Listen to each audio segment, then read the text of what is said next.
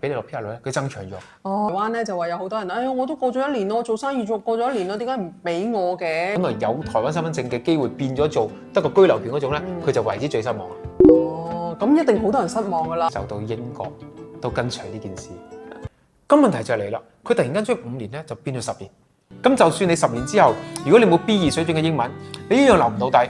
其實移居移民係一個有錢人嘅遊戲，唔係一個普通人玩嘅遊戲啦。空了。據統計，在吉隆坡購房的外國人中，有70%都是中國人。咁你諗下啦，將來你本地人嘅下一代添，或者點，其實你就會俾人哋即係邊緣化。人生總會跌下坡，用溫暖的雙手驅走這風波。人生總要奮鬥，幾番風雨繼續走。若是你要擁有，一切靠雙手。Hello， 大家好啊 Hello， 大家好。係其實就每日大家嘅關注點咧，都喺朝頭早起身咧，喺特朗普裏邊咧，我相信好快會厭㗎啦。其實咧，世界上裏邊咧，仲有好多嘢靜悄悄地咧，係改變同發生緊嘅。司馬，你知唔知？唔係幾知，唔係幾知，唔緊要。點解咧？因為我哋安安樂樂生活裏邊咧，咁依家好似我哋即係已定居咗我哋咁樣啦。其實我哋定居過嚟馬來西亞，係用 MMTH 嘅身份第2家園咧。其實佢一俾咗個簽證我哋就塵埃落定，我哋叫做已經大家有個 promise 咗啦嘛。我哋已經貼咗貼紙係咪？係啱。咁但係咧有好多朋友咧喺早幾年當其時咧係用一種叫做海外簽證。跟住咧用 BNO 走人啊，或者讀書走人啊，跟住等埋嗰啲咩5+1啊，跟住或者去台灣又等1年，一路猛咁等佢批，佢哋排緊隊未批啊。咁其實好多呢啲咁嘅浮浮沉沉嘅朋友咧，嘅同胞咧，其實佢哋係一直都未定咗心。係啊，佢而家好似咧喺一個汪洋大海入邊嘅一隻艇咁樣。我咧最近唔係特登攞佢出嚟揶揄，而係見到好多新聞。咁咧其實咧就正如我之前所諗法咧，大家嘅所謂各大國咧，係咪真係咁守信用咧？即係係咪講完之後會5+1即係6年啦嚇？又或者台灣嘅1-2年啦咁嘅時候，係咪一講就真係一講就會做嗰套，一講就嗰樣嘢會承諾出嚟咧咁？首先最快兌現承諾嗰個就係台灣啦，因為佢1年啊嘛。咁所以點解最快就現形就係究竟得唔得就係佢啦咁樣。咁其實喺台灣嗰件事裏邊咧，其實已經睇到咧好多朋友其實係1年之後 promise 係咪一定會攞得到嗰個海外簽證嘅？咁嗰個 PR 啦，咁其實當然亦都有部分人攞到啦。咁你知唔知道咧？其實除咗咧佢會延遲個批核之後咧，佢一直批唔切咧。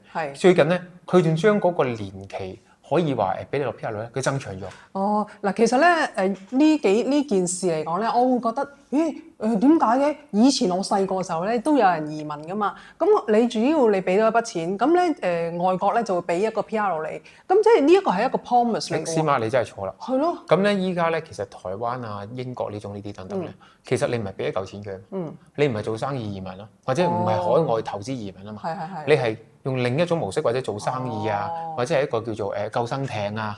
咁呢一種係另一種嘢嚟噶嘛。咁所以點解佢有權喺嗰個 period 裏邊咧去變奏？你冇聲出你撈4嘅喎。係啦。咁而家就發覺咧，台灣咧就話有好多人，哎呀，我都過咗1年咯，做生意過咗1年咯，點解唔俾我嘅咁樣咯？我將個新聞讀俾大家聽。我驚怕人哋話我老作啊嘛。咁或者我都會 capture 少少落俾你睇。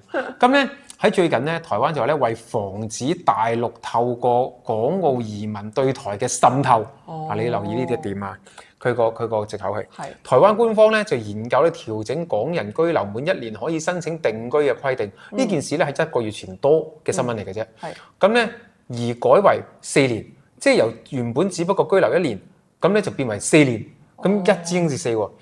並於居留定居外咧新增咗長期居留嘅選項，給港人咧類似永久居留嘅資格，但不會取得台灣身份證。即係咧你可以得到個永久居留嘅資格，即係等於我都似 MMTH 咁樣第2家園，但係唔會得到台灣嘅身份證，亦都冇投票權，亦都降低咁樣咧就可以降低翻台灣咧嘅安全風險。係。司馬你點睇呢單嘢咧？你而家呆晒嗰啲咧？係咯，我呆咗喎。咁即係意思話講咧，而家1年唔得啦，4年，但係4年後咧，你都攞唔到個身份證嘅，咁㗎？其實佢呢個咧就係基於咧派呢個大陸以洗人口嘅方式咧，將大量嘅人口咧移居到香港，原港人嘅居留1年咧嘅時候咧，就再定居喺台灣而設到嘅，就需要調整嘅階級嚟嘅。咁咧即係佢擔心咧，大陸人先跳去香港變咗香港人，跟住仲有香港人再跳飛機就變咗台灣人，從而最擔心咩咧？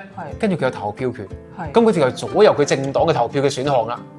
嗱呢個真係佢諗得好深遠啊，司派先。係咯，但係人哋個個就係諗住我去台灣係因為我有個PR，咁我就可以我子孫都係可以攞到 PR 啦咁樣嘛。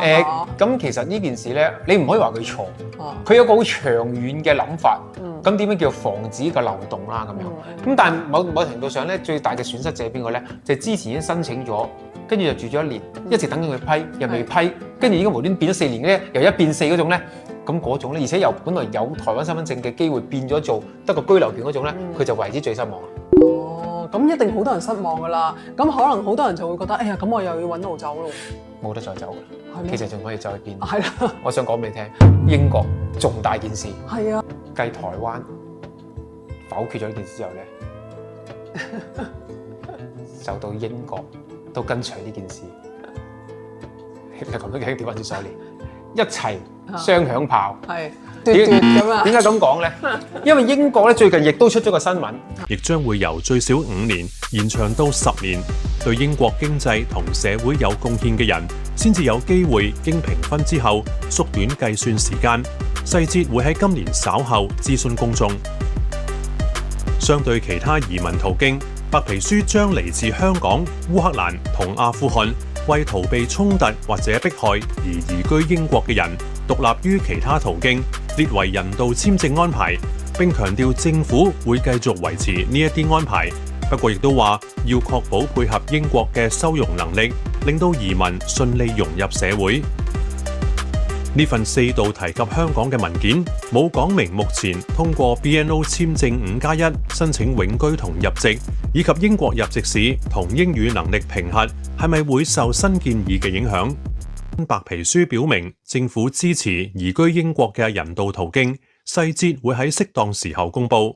門檻由5年加長到10年，等於違反政府原先嘅承諾。佢話嚟到英國嘅香港人冇英國國籍，面對唔少問題，例如外遊時未能獲得英國領事保護，亦都無法提取強積金。更改規則亦都可能令到年輕嘅 BNO 持有人唔能夠以本地生學費入讀大學，影響佢哋接受高等教育嘅機會。咁佢就講咩咧？呢個仲近嘅，台灣嗰啲仲遠啲，個幾月前，英國嗰係最近啫。咁佢就話咩咧？佢話咧原底咧，佢有隻救生艇計劃就俾港人過去啦。係咯。咁當其時有運動嘅時候過去咧，就5+1所謂嘅運動計劃啊嘛。好多人都用呢個計劃㗎喎。係因為有 BNO 嗰紮咧，好似我哋其實兩個都用得㗎，不過我哋冇用啦。因為其實我自己有隱憂，其中一個我成日重提就我習慣唔到海外嗰啲外國人同我嘅文化共融啦，呢個係第一個 point 啦嚇。第二咧，其實我都存在一個隱憂就係，其實你係咪真係咁有信用嘅咧？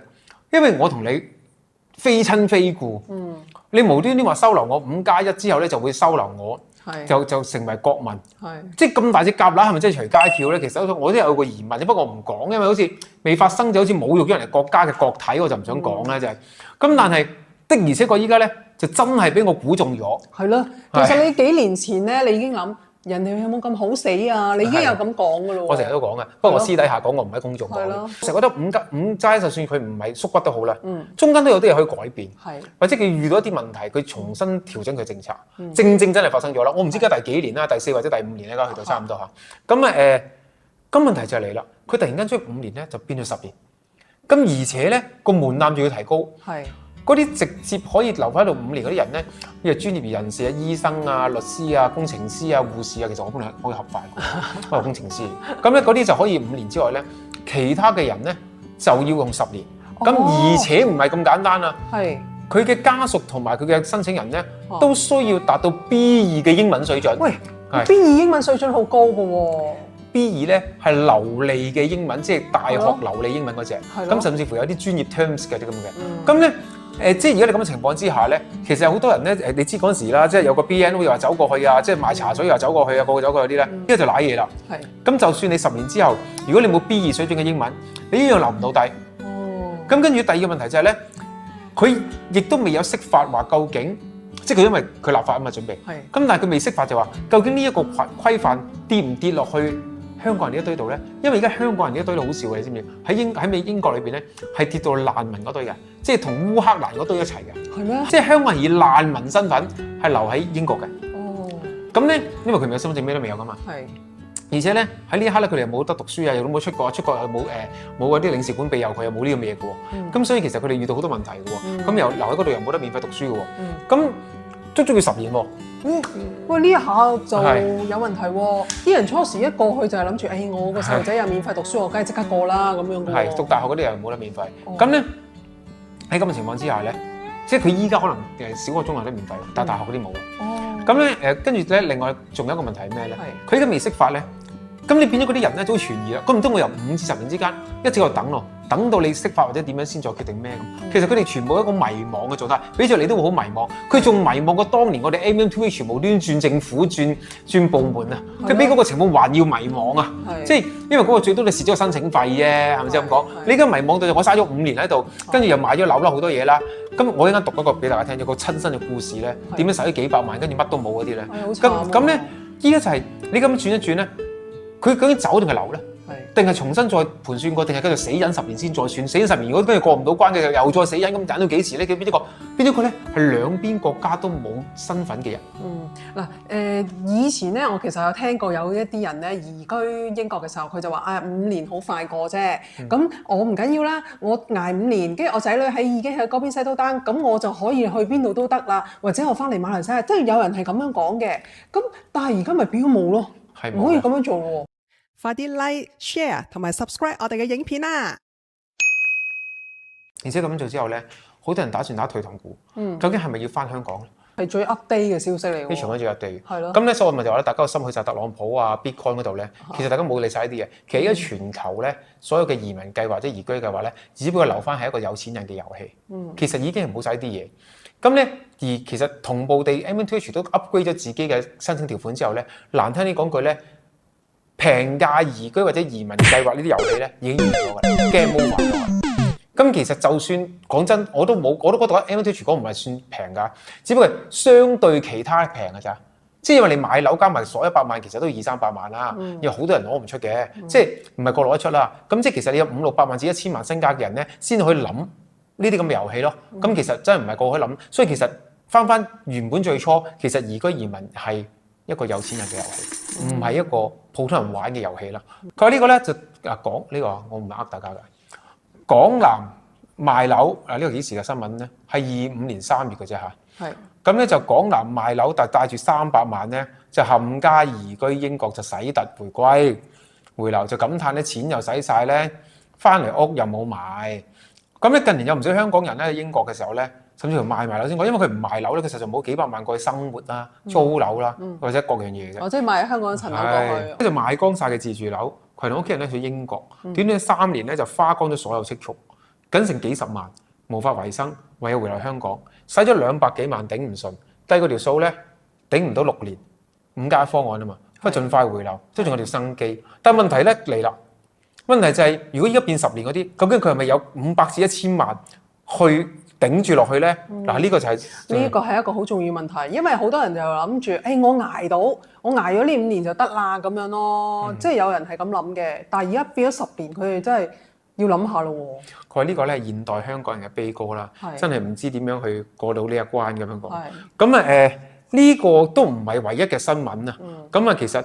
嗱，呢啲咩移居咩變10+1啊，喊晒口呢啲咧，都大有人在啊！以我哋係香港人，有我哋移居身份，你唔好理我移居去邊先啦。其實我哋會關心人哋會移咗去邊度，佢又最後點咧？無論移居泰國也好啦，台灣也好啦，英國也好啦，加拿大又好啦，馬來西亞都好啦。其實離不開呢幾個地方嘅啫。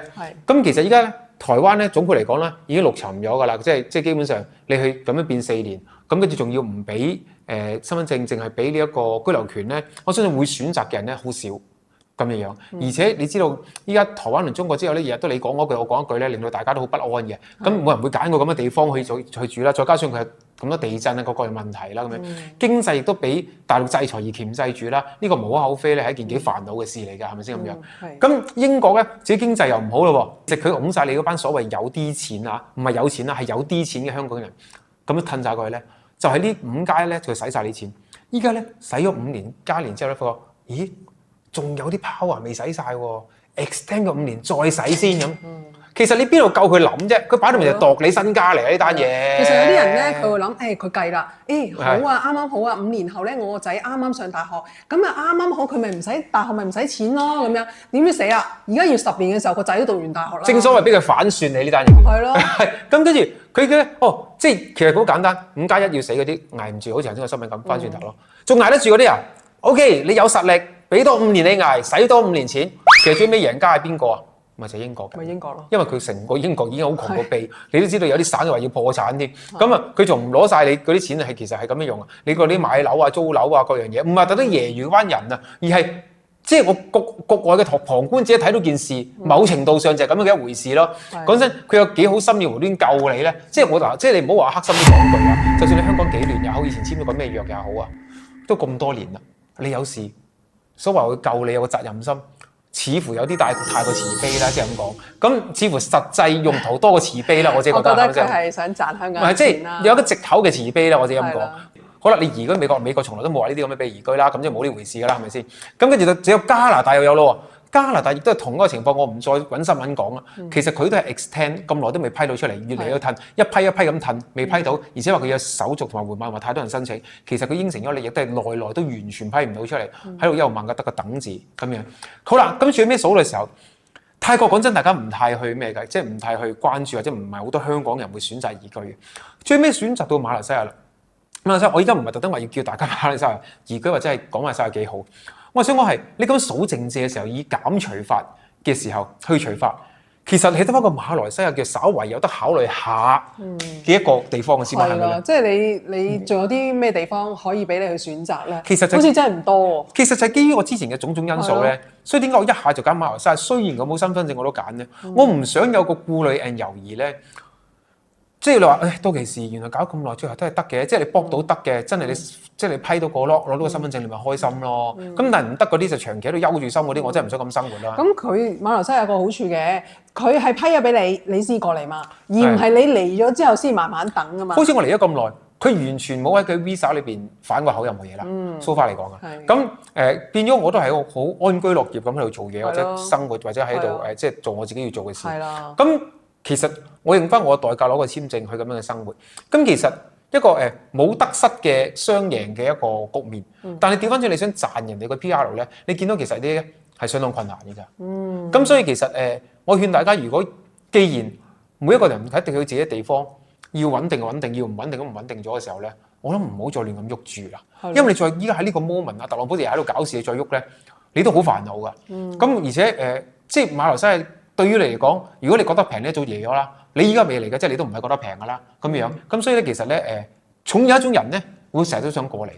先唔好講中國嗰班啦，中國嗰班係之前提過有咩原因㗎啦。一陣間講咧，佢咁樣嚟咧，都有個衍生效果，我哋要講一講。咁咧，香港嗰班咧，仲有一啲咧就成日飲咧，用一個陪讀嘅方法。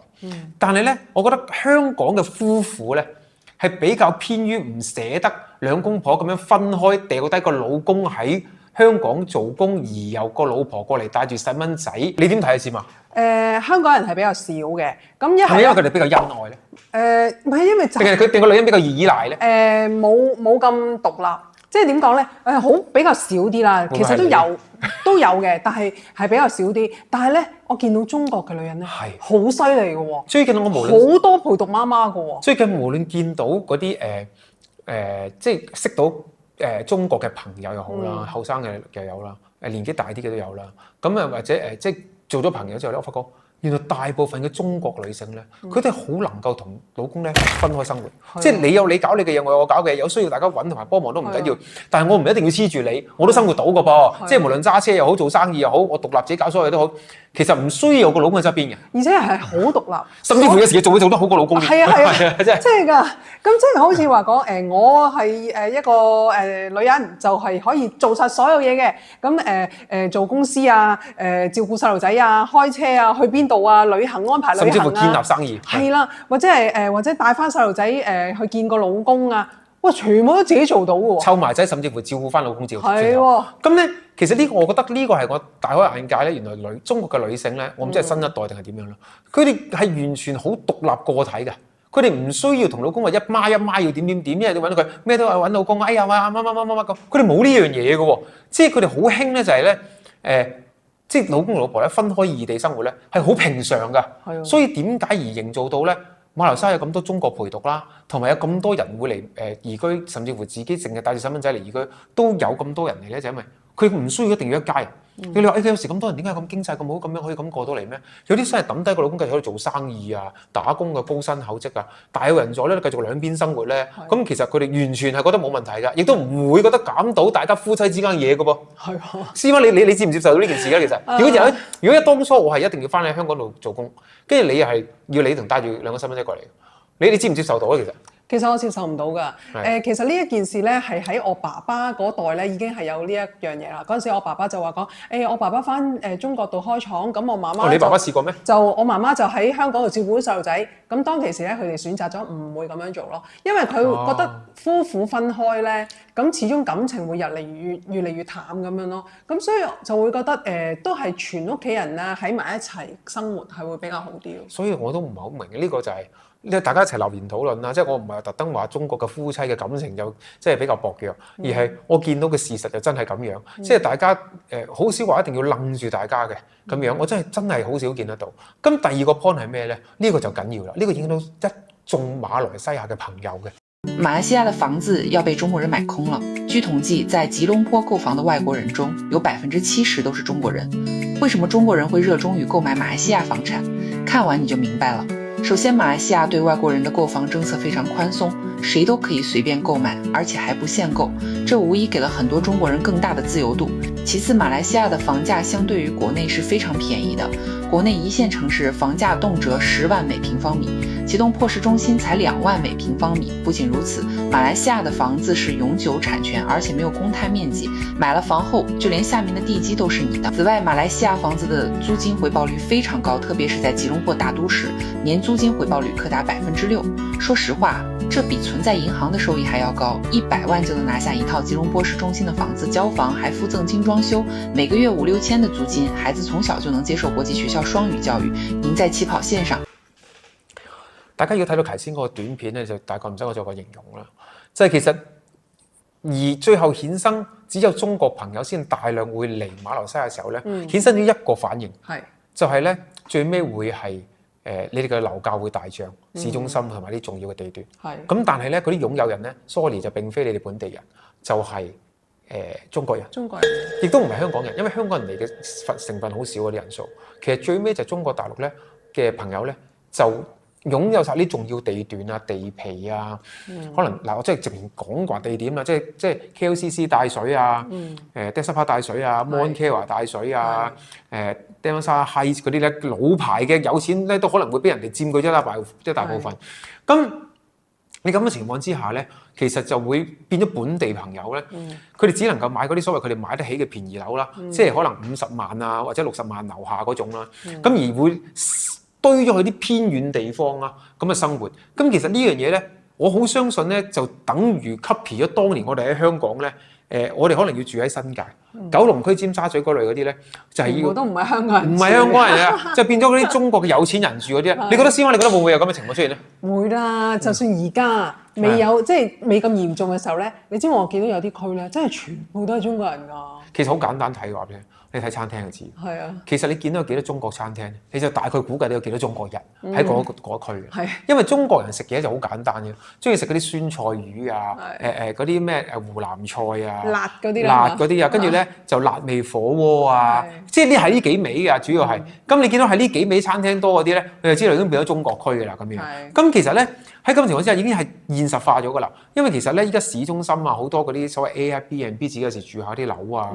又或者佢自己甚至乎已經大量購入咗，跟住咧其實已經租緊俾外國人住，甚至嗰啲 TRX 或者等等嗰啲咁樣。咁變咗你都唔知佢擁有人係邊個，其實已經係中國人擁有，甚至乎地皮咁跟住攞翻嚟，跟住起出嚟都係中國人擁有嘅。咁嘅時候咧，來咁樣咧，因為講真啦，本地人嘅收入同中國人咁樣搬錢過嚟咧，去對比咧，你有排都打佢唔贏㗎，基本上係就等於當年佢哋幾千萬攞落嚟買香港樓，我哋都頂佢唔住一樣咁咧。佢頂唔住佢財力嘅雄厚㗎，話俾你聽。咁嘅時候咧，我相信而家已經發生咗㗎啦。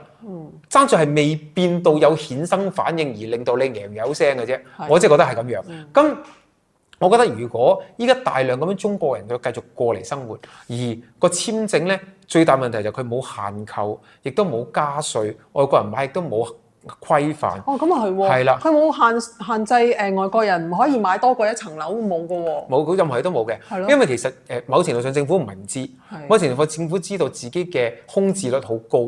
咁咧，所以咧就其實想外國人幫你掃樓，但係問題佢唔諗下，其實你嗰啲空置率咧係冇分區嘅，咁啊全部就數字。但係其實咧咁變咗人哋過嚟掃樓咧，就主要掃嗰啲重要區，就唔會幫你掃嗰啲咩上水啊，即係掃安邦啊，掃事務月啊，咁啊掃沙登啊，佢唔會掃呢啲地方㗎。咁嗰啲嘅空置率係照舊咁高啊。咁其實佢過嚟掃貨，只會掃啲重鎮，頭先我講嗰幾個㗎咋。咁變咗你嗰啲重鎮靚鎮咧，咪全部俾佢立晒咯。咁其實你咪變咗越嚟越遠，你住到芙蓉咯，其實係咁嘅樣。咁你咁嘅情況之下，咁你諗下啦，將來你本地人嘅下一代添，或者點，其實你就會俾人哋即係邊緣化，係啦，邊緣化型得最好啦咁樣。你覺得係咪咧，先嘛？即係好似我哋香港咁樣啦，你越住越嚟越遠咁樣啦。我唔係話呢件事係有問題，或者討厭中國人過嚟投資或者點。問題係，當你見到咁嘅趨勢嘅時候咧，新加坡其實會做少少嘢咧，就會加外國人稅，買2層樓或者點啊，或者唔俾佢咁容易用翻同一個價錢買點。其實佢都有一個規範俾我哋外國人而家嘅，就係要限咗佢買100萬以上啊，每一個區點。其實講真啊，100萬以上或者點嗰啲數字咧，對於嗰啲過嚟掃貨嘅中國人嚟講咧，係9牛1毛嘅數字嘅啫，即係100-200萬嗰啲錢嚟講對佢，所以其實係絕對呢度嘅防護作用。咁變相佢唔係防護邊個，係防護話保護翻自己嗰班華人或者係本地人去買樓嘅時候咧，冇乜防護作用嘅。咁所以咧，其實好快，如果短3-5年之內，依家又中馬個關係咁緊密啦，咁 M2H 又咁容易俾佢申請到啦，再加上買樓冇規範嘅時候咧，基本上咧不出3-5年之內咧，應該馬來西亞嘅靚地段嘅好多樓咧，應該會俾中國人買晒嘅。咁又係一個社會問題嚟嘅喎。其實你出現咗社會問題咧，通常先會知嘅。其實喺社會問題出現之前咧，通常都係唔知嘅。通常得嗰啲評論家同埋我哋啲咁嘅人咧，先會噏下嘅啫。咁3-5年後咧，再睇翻之後，係啦，嗰時候邊個有講過咁就係咁嘅一啲事情嚟噶咯。咁依家大概都會見到啊。點解咧？有一個好例子就係你見到 Desert Park 已經其實有好多能夠 full pay 或者係咁一嘢就掃咗出去買嘅人咧。大部分都係中國人，你見到。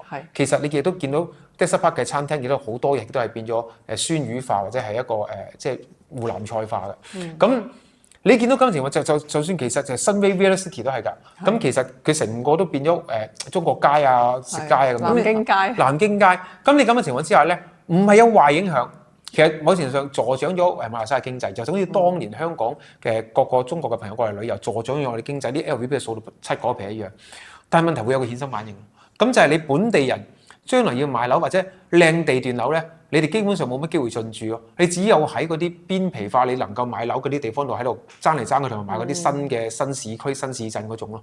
咁呢個就係會係一個衍生反應，因為其實嗰啲市中心或者靚位咧已經係高價到你冇可能買得到啦。咁有啲朋友話：我哋都係炒樓搞到咁樣，我從來都買咗自住樓，同埋1間半間投資樓咧嚟到俾自己同埋啲仔住嘅啫。我從來冇炒出炒又冇炒出炒又炒，我繼續一路 hold 緊我嘅嘢，我係冇賣出過嘅，所以我唔係炒樓。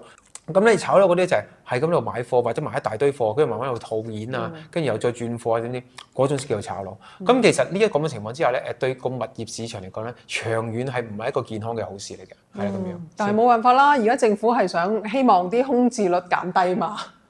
呢個留翻大家留言去討論。係啦，因為其實呢樣嘢咧唔可以講啱與錯，對與唔啱，是與非，其實都冇一個概定嘅答案。因為你當你經濟有 concern 嘅時候，你嗰陣時就會覺得咁樣好好。咁但係到嗰件事變咗出嚟係咁嘅時候咧，你就覺得都話㗎啦。咁嗱，即係通常都係咁樣㗎啦。係啊，咁所以冇變㗎啦呢啲嘢。跟住政府就話針冇兩頭利啊，算啦，解決咗一個問題先啦。係啊，咁所以呢個就係大家唯有知道個現實係咁樣咯。係咁其實呢一堆社會問題咧，其實都係一直發生緊嘅。大家唔好成日就係掛住特朗普啦，特朗普唔係全世界嚟㗎。好啦，拜拜。拜拜。